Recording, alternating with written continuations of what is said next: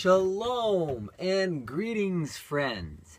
I am now offering a $1,000 cash reward. If you'd prefer a check, that's okay too.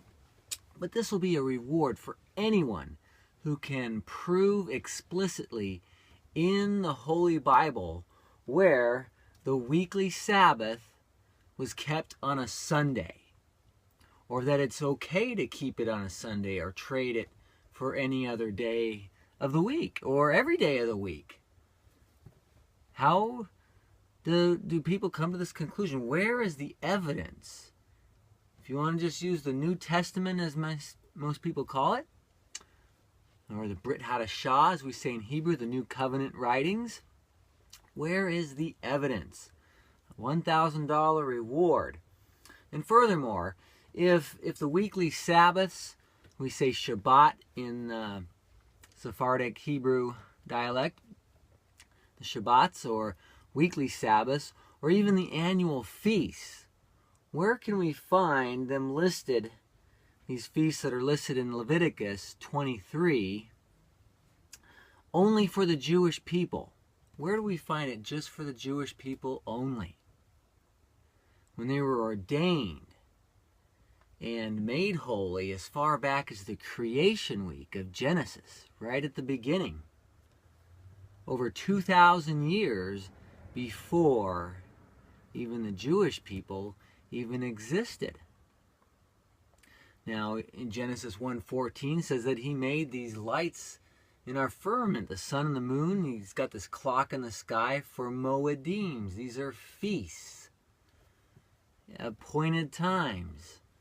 It's all the way back as far as Genesis 1:14. We see these feasts that are listed in more detail in Leviticus chapter 23. Where can we find that it's just part of the Sinai covenant, or as most of Christianity refers to as the Old Covenant? There's a lot of covenants in what they call the Old Testament. We say the Tanakh as an acronym for the scriptures here, of the writings and the prophets, and also the 5 books of Moshe, or Moses. Where do we see that the Sabbaths are only a part of that covenant with Israel? And where do we see that it's not included with the New Covenant? We say the Brit Hadashah. Or where can we see that it's just part of the sacrificial system, that if the sacrificial system's not in force and in practice, then we don't need the Sabbaths? Or that it's all just to be kept in Israel only and not around the whole earth? Where do we see that in Scripture? Where's the evidence? Or that the Sabbaths were even done away with, or done at the cross, as many will say, that we don't have to keep them anymore. That is not an important issue. Where do we see that is not an important issue under grace, or as we say, under the New Covenant? Looking for evidence. If you can find any, please provide it. And you can make comments on this video, or you can contact me privately. My offer is still good for a $1,000 reward if there's some explicit evidence in the Scriptures. And it's important to take into consideration the context and also key words that we need to see that it is talking about Sabbath, or as we say, Shabbat in the dialect of the Sephardic, or Shabbos as we say in Ashkenazis. So where do we see this? And there's no catch. I'm offering this $1,000 reward sincerely. There's no catch to it. There has to be explicit biblical evidence, though. And we have to see that the topic of Sabbath is clearly in the context of what's being talked about. And I'm just going to go to 4 examples where most of you Christians out there, if you're listening, please don't get offended. And I'll go to 4 classic examples, and maybe you're thinking of one or more of these already. So I'll just cover 4 of them really quickly here. In Romans chapter 14, That's where a lot of Christians will say, and they'll quote Paul here, in where it says in verses 5 and 6, we see here it says, one person esteems one day above another. Another esteems every day alike. Let each be fully convinced in his own mind. He who observes the day observes it to the Lord. And he who does not observe the day to the Lord, he does not observe it. Sounds like it's talking about, is it talking about Sabbath here?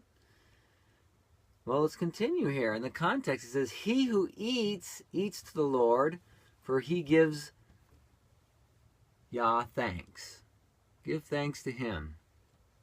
And he who does not eat, he's saying does not eat, to the Lord he does not eat.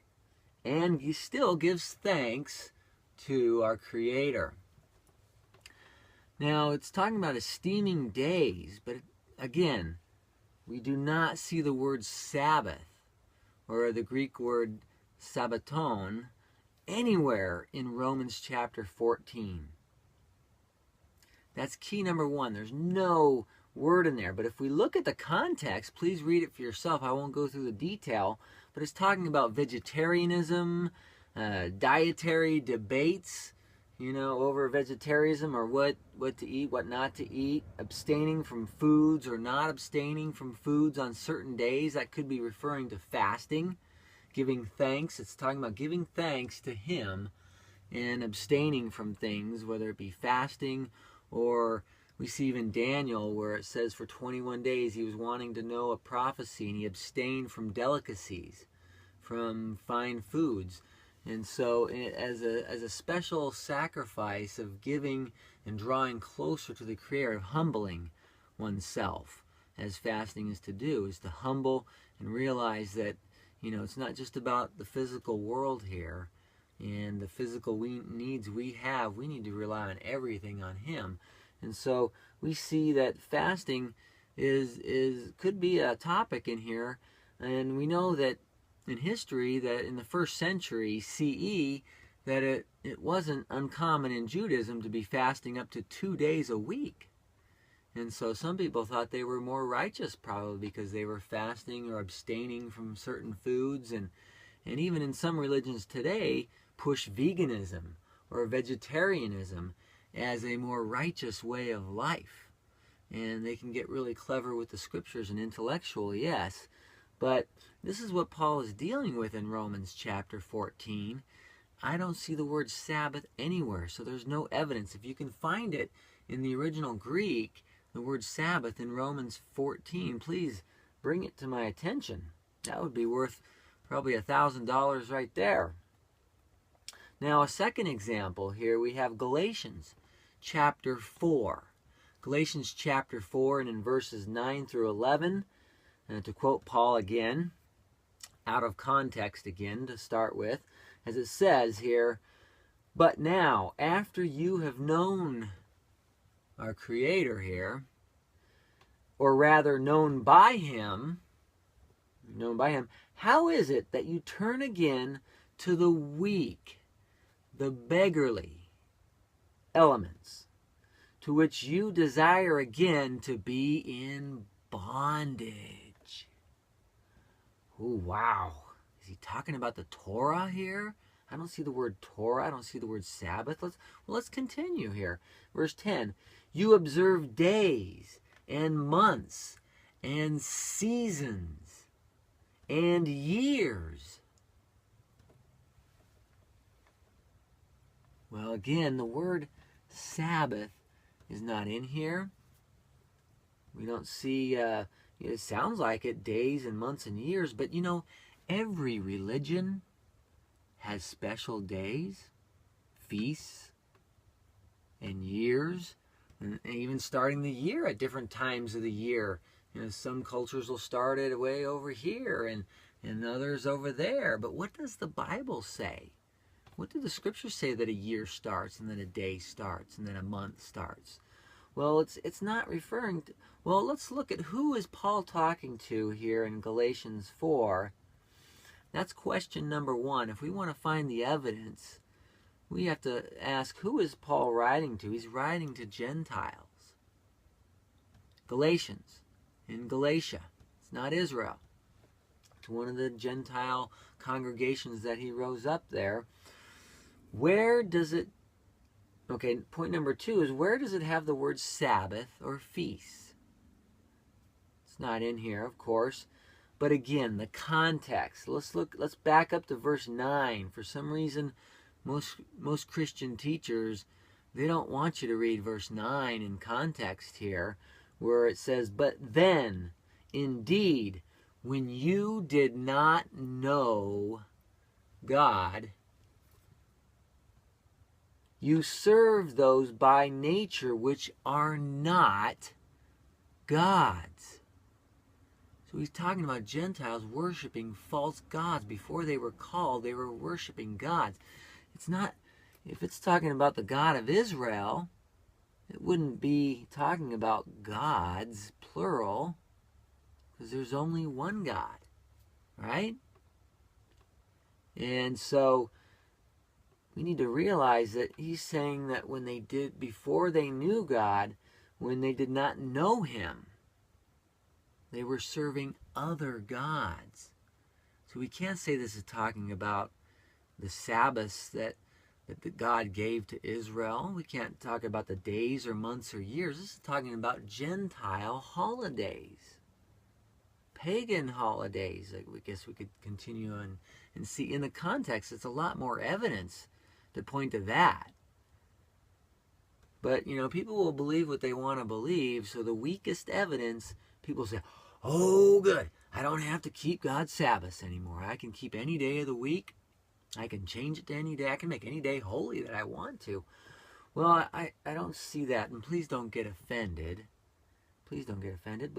But continue hearing here. I got two more sections of Scripture. Here in Galatians, we see that what's weak and beggarly are referring to these holidays and these days and months and years that are referring to false gods.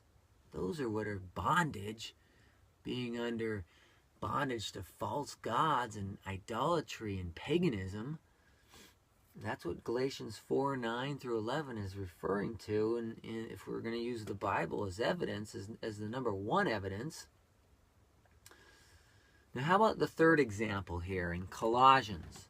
A lot of times people go to Colossians chapter 2 and verse 16, where Paul wrote here. It says, so let no one judge you in food or drink or in regard to a festival, a new moon, or Sabbaths. So he's saying, don't let anyone judge you. Okay, here we do have the word Sabbaths. We do have it here. But again, let's look at the context, because a lot of people just come out and say, oh, see, I can keep any day I want. I can do what's right in my own eyes. I can make anything holy that I want to, any day holy. You know, even though he made these days holy, he's given me now ability to do this because no one can judge me. Well, notice verse 17. Please continue on to verse 17 here, where it says, which are a shadow of things to come. So these are prophetic. They have prophetic embedded meanings to it. A shadow is not the real thing, but it is the outline. It's a good example. Like my shadow is not really me, but it kind of gives you the image and the insight of size, shape, and certain details that whatever the shadow might show. But they are a shadow of things to come. But he says the substance is of Messiah. Whoa. So don't let anybody judge you but the substance, which is of Messiah. So the Messiah, he is going to judge you and me. And so in context, we see here that these things have prophetic meanings, the Sabbath. Not that you can just keep whatever you want in any way that you want. Well, what did the substance of Messiah do when he was here in the flesh? Or what will the Messiah do? You will see in prophecy also. And we go to Isaiah 66, verses 22 and 23. It says, with a new heavens and a new earth, on every Sabbath day, all flesh, not just the Jewish people. It says all humanity will come before him. So, hey, but what did Yeshua do? Most of you know him as Jesus, a.k.a. Jesus. But in Luke chapter 4 and verse 16, it says, so he came to Nazareth where he had been brought up, and as his custom was, he went into the synagogue on the Sabbath day and read. He stood up to read the scriptures. Now, he did this on the Sabbath day. That was what he did. Now, what did Paul do? Well, if we go to Acts chapter 18, and in verse 4, it says, referring to Paul, and he reasoned in the synagogue every Sabbath. Whoa. Every Sabbath. That's what it says here. Acts chapter 18, verse 4, and persuaded both Jews and Gentiles. See, the Gentiles were keeping the Sabbath. They were going to the synagogues on the Sabbath. And even in Acts chapter 15, a lot of people like to go to Acts 15, but it says that they were going in and hearing Moshe every Sabbath day. Right, this is not in my notes here, but let's turn there for a little bit here. Acts chapter 15. Yeah, verse 21. It says, for Moshe has been throughout many generations those who preached him every Sabbath, being read in the synagogues every Sabbath. And we're talking about the Gentiles. They'll learn these things if you look at the context of that thing.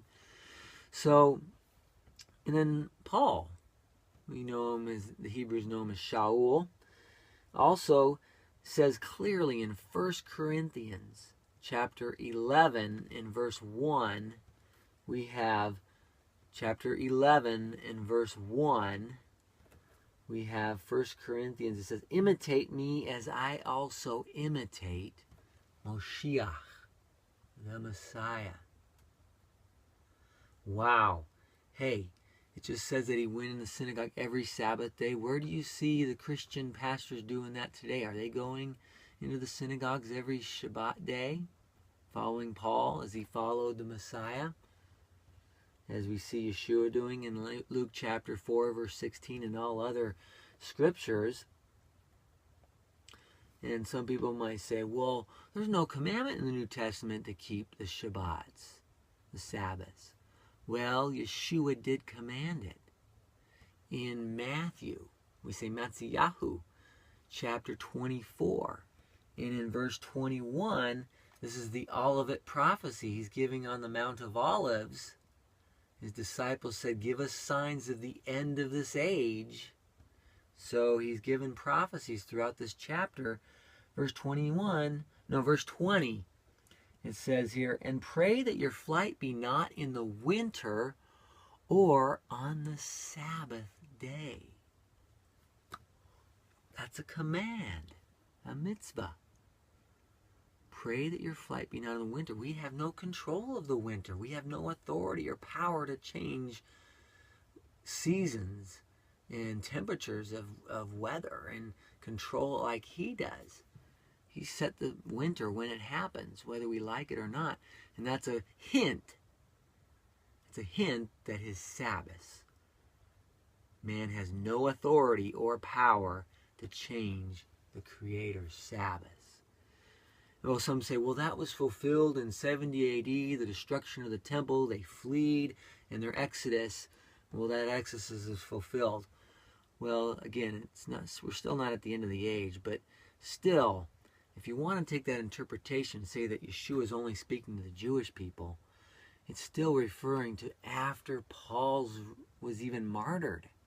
Paul was martyred around 68 CE. Temple destroyed a couple years later, around 70 CE. And this exodus that the Christians, the believers, had to flee, when they started burning Rome and blaming that on the believers, and the temple being destroyed, and the believers had to flee and hide, and for a few decades. And so that is a cycle, but not the fulfillment. And even it is the fulfillment. It's long after the New Testament was even written by all Jewish people. Not one Gentile wrote the New Testament, or a book in the New Testament. It's a Jewish book, but it's to be shared with everybody, to become one family, one body, okay? Becoming one. So, again, now that's referring to the third example in Scripture, but let me go to one more. There's the fourth example, and there's many others. I'm just going to go to the four popular ones that I've heard, and to try not waste anybody's time, we might go to these ones first of all, is in Acts chapter 20, in verse 7. It says, now on the first of the week. Now, it'll say first day. The day will be in italics, which means it was added by translators. So you can say the first day of the week, the first of the week. The word for week there is, it's referring to Sabbaton, miaton Sabbaton. And so it could be referring to the first of the week or the first of the Sabbaths. I've heard that an idiom of the first century, when you say first of the Sabbaths, it's referring to weeks of Shavuot, the Feast of Weeks, the first Sabbath during the Feast of Weeks. Now, that's a little ambiguous. It's not explicit proof of that, even though that's a valid idiom of the first century.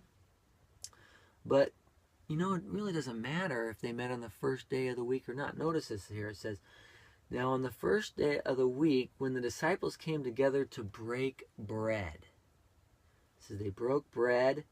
Paul, ready to depart to the next day, spoke to them and continued his message until midnight. So here, Shaul is, just because they're breaking bread, now in Judaism we have to realize that they break bread every day of the week. They do a special blessing. They break the bread. They say, Baruch atah Adonai, Eloheinu melech haolam, hamotzi lachem min haaretz. And that means, blessed are you, Lord our God, King of the universe, who he provides the bread of the earth, right? And so that's a common traditional thing, to break bread and to say a blessing, whether it's the exact repetition of prayer or not. In the first century, it was common every day of the week. It wasn't just a Sabbath. And Paul preaches a message till midnight. Doesn't mean it was a Sabbath message. Again, we don't see the word Sabbath. You can go to church every day of the week. It's not a sin to go to church on Sunday or Monday or Tuesday or Wednesday, Thursday, Friday. But to trade it and abolish the weekly Sabbath, the appointed time that he has made holy, and say, I'm going to make something else holy, that even though he's made this holy, I'm going to make that holy, that's stepping on different ground. And that's what I'm saying, is where is the evidence? It's not wrong to go to church on Sunday or the first day of the week, okay? But to say that the Shabbat is done away with, or you're trading that, that's taking a lot upon yourself. And I'll just leave it at that for right now. But again, Judaism will break bread every day of the week. So, we can't say that this is talking about a Sabbath. Again, where is the word Sabbath? Or you say Sabbaton. The translators didn't translate it as the first of the Sabbaths. They met. It says the first of the week. It shows it's an ambiguous word to begin with, an ambiguous phrase to begin with. There's idioms to consider of the first century that are different from today in our culture, today in the Western world, or wherever we're at, because it's just almost 2,000 years later. So, please forgive me if I've shot down your favorite scriptures, or so-called Sunday observant, justified scriptures on this topic. You know, there's other scriptures. Like I said, if you can find one, please show it to me. Please prove it to me. This, you know, I'm being serious here. And I am truly offering a $1,000 reward. Okay, for anyone who can prove in the scriptures, you know, that the Sabbath can be any day of the week we want, or every day of the week, or move to Sunday. You know, and perhaps I am wrong. So if I am, I challenge you. Respectfully, I challenge you to prove to me such, and put it. I'm putting my money where my mouth is. And you don't have to put your money where your mouth is. You just have to prove it with explicit proof, not ambiguous, you know, ideas or interpretations or our own interpretations. But real evidence, like I said. First of all, you know, let me give you 4 points here, and I'll read this to make it sure it's real clear to everybody. First of all, if anyone can find just one New Testament scripture, or any scripture, offering explicit permission for the weekly Sabbaths to occur on any other day of the week, as we wish, or every day of the week, other than the seventh day, as we see referred to as each Saturday. If you can prove that the whole Jewish world has been deceived on that, and that, you know, Sunday is really the seventh day of the week, where's the evidence of that? You know, there's not really good scholarly evidence of that even though people get confused on modern calendars. They want to make Sunday the seventh day to try to justify and line up with the scriptures. But it's not true. And so we need to find out what is true. Secondly, you know, I'm not referring to the Jewish oral law of how to keep the Sabbaths, but if you're going to keep every day as a Sabbath, that means you can't work a job.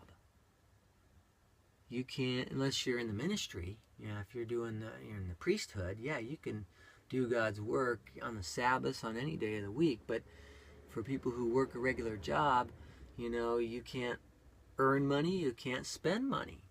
You can't conduct in business transactions or buying or trading. Scriptures are clear that that's profaning His holy time, His appointed times. So where can we find, you know, such physical labors or buying anything with any money, transactions, selling merchandise, trading, anything, you know, during His holy Sabbath? Where can we find this in Scripture? Of course, now life-saving emergencies, or very unusual circumstances where, you know, we can see that His rules are not the same as I said Jewish law comes up with oral law, and it's very strict. It's a lot more stricter than we find in the scriptures, and try to interpret it for us. You know, there's oxes that fall in the ditch. There's David. We see David eating the holy showbread. You know, and so we see in situations when people are hungry and they're doing God's work on a Sabbath, or when they're trying to save lives, it's okay. You know, there are saving lives and doing what's needed for right now at that moment in time, necessities, those can triumph over certain details.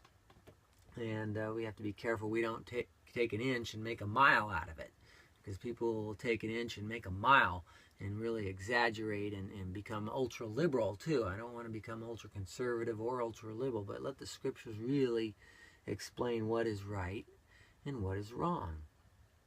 Thirdly, is there any kind of explicit New Testament permission to change the timing or stop the annual holy feast, as Leviticus 23 says, as ordained by our Creator way back in Genesis 1:14? Fourthly, if any of His feasts, His appointed times in Leviticus 23 are directly expressed in the New Testament to be compared as not important for salvation, to be weak or beggarly or abolished or blotted out or made void, or done away with or changed, or just, like I said, for the Jewish people only? Or are they watered down in the New Testament in any way whatsoever? Where can we find that? If we can find it, that's worth, $1,000 reward. So, feel free to just spread the word out there of my reward. Okay? Spread the word, and that I offer $1,000 for the Sabbath reward.